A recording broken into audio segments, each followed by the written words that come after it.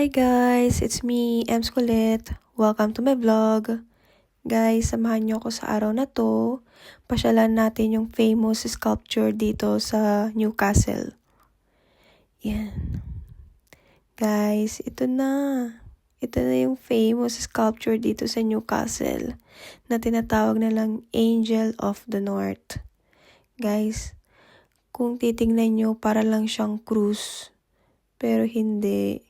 Dahil siguro dun sa dalawang pakpak niya na malaki. Guys, ang ganda. Sobrang laki niya. Biruin mo yun, 65 feet siya guys. At tinay ito noong 1998. Oh my, amazing talaga. Ang galing nung nag-design dito guys. Sana mapasyalan nyo ito once na pumunta kayo dito sa Newcastle. Yan, walking lang tayo dito. Yan, sakto yung weather ng pagpunta natin, kahit malamig. Nai-enjoy naman. Oh my. Worth it talaga guys yung pagpunta. Yan. Thank you for watching guys. Bye!